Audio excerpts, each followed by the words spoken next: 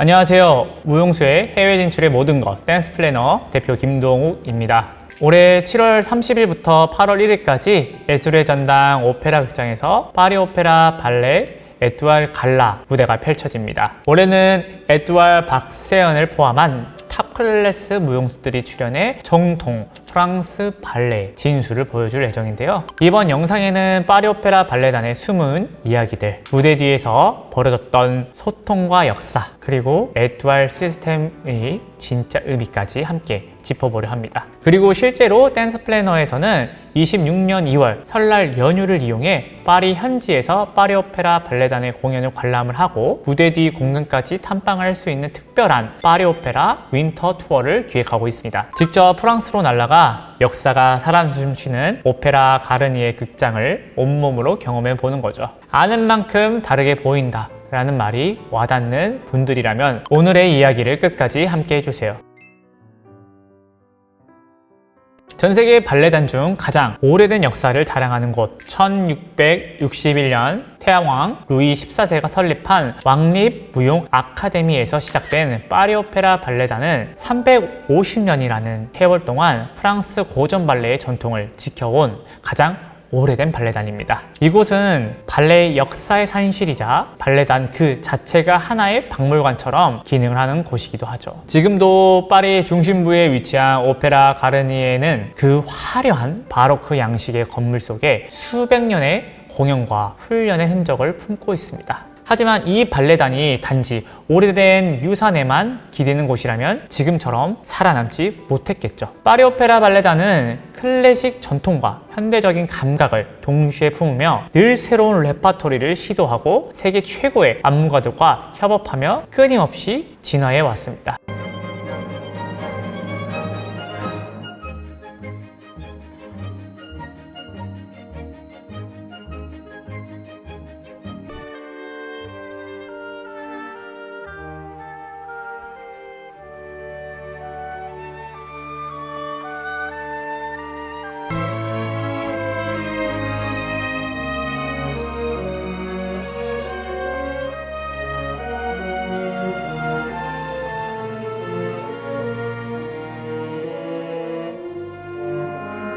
이들은 오페라 가르니에 무대에서 가장 자주 공연되는 대표작들이며 파리 오페라 발레단이 지닌 전통과 미학을 가장 잘 보여주는 작품들이기도 합니다. 그런 살아있는 전통을 직접 파리에서 무대와 무대 뒤 공간을 함께 경험한다면 우리가 무심코 지나쳤던 장면 하나하나가 얼마나 치열하게 또 의미 깊게 구성되었는지를 몸소 느낄 수 있을 겁니다.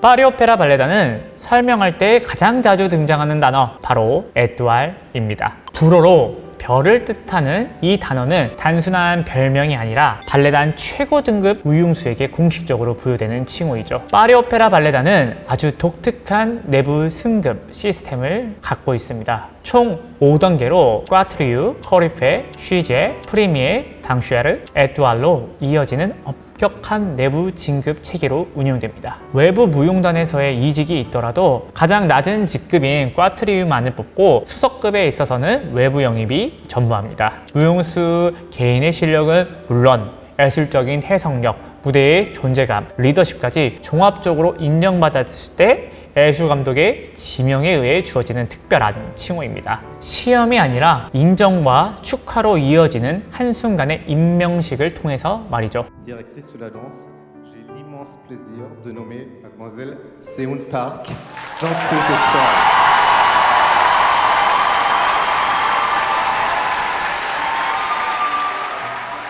그래서 에뚜알 탄생의 순간은 언제나 발레단 전체가 숨죽여 지켜보는 역사적인 장면이기도 합니다. 2022년 박세은 발레리나가 한국인 최초로 파리 오페라 발레단의 에뚜알로 임명되었을 때도 무대 위에서 즉석으로 발표되었고 함께 있던 모든 무용수가 눈물을 흘리며 기립박수를 보냈습니다. 그 장면은 전 세계 발레 팬들에게도 지금도 회자되는 명장면이 되었죠. 박세연 에뚜알은 한국 국적의 파리 오페라 발레학교 출신이 아님에도 불구하고 내부 승급을 통해 단계를 밟아오른 사례로 그 의미가 더욱 특별합니다. 이처럼 에뚜알은 단순한 수성 무용수를 넘어 파리 오페라 발레단의 철학과 미학을 대표하는 예술의 얼굴입니다.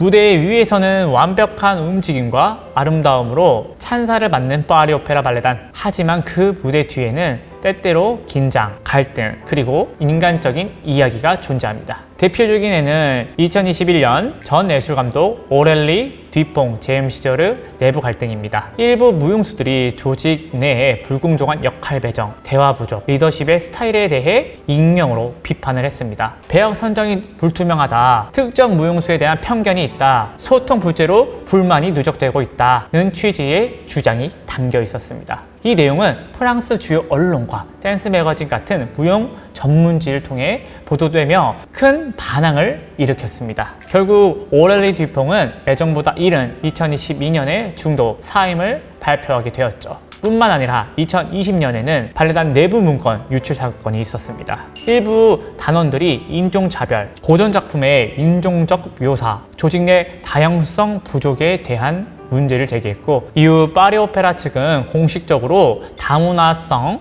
개선과 포용성 확대를 약속하기도 했습니다. 하지만 그 속에서도 발레단은 끊임없이 변화를 시도하며 진화해 왔습니다. 전통에 안주하지 않고 지금도 스스로를 돌아보며 더 나은 예술 조직으로 나아가려는 노력. 어쩌면 이것이야말로 파리 오페라 발레단이 여전히 세계 정상을 지킬 수 있는 이유인지도 모릅니다.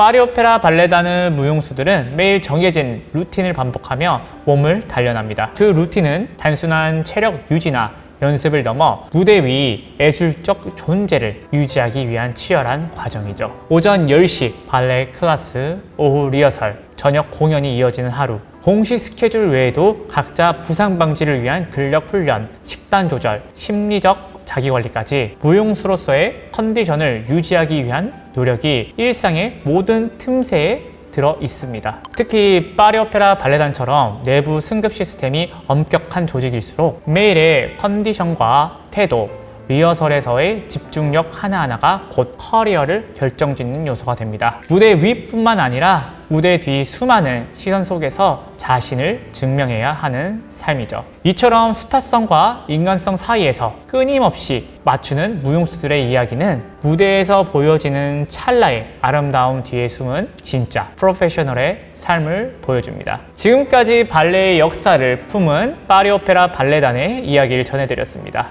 어떠셨나요? 발레단의 숨은 이야기를 듣고 나니 이 무대를 직접 보고 싶은 마음이 들지 않으시나요? 무대는 물론 단원들의 연습실, 무대 뒤의 조명, 분장실까지 들어가 본다면 파리 오페라 발레단이라는 세계적인 예술단체가 어떻게 움직이는지 생생하게 체험하실 수 있게 될 겁니다. 댄스 플래너에서는 26년 2월 실제 파리 오페라 발레단과 발레 학교에서 공연 관람과 함께 백스테이지 투어까지 포함된 파리 오페라 윈터 캠프를 운영할 예정입니다. 참가자들 위한 파리 투어 일정까지 준비 중이니 기대해 주세요. 관심 있는 분들은 댄스 플래너 홈페이지나 블로그, 카카오 채널을 통해 문의 주시면 됩니다. 오늘의 영상 재밌으셨다면 구독, 좋아요, 알림 설정 부탁드립니다. 감사합니다.